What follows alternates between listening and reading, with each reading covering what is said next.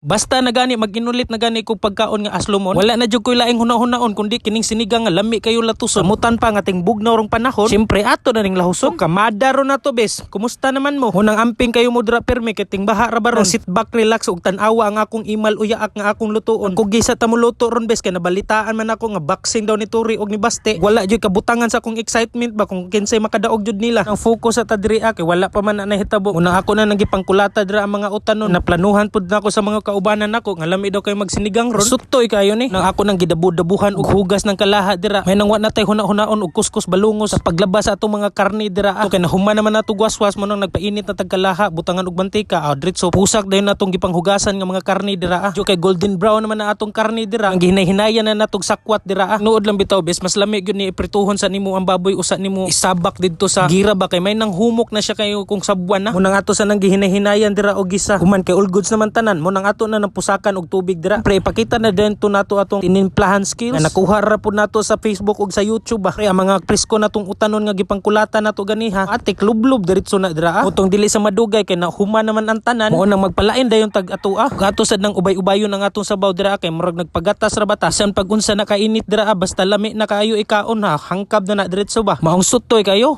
Sheesh, kamada bes.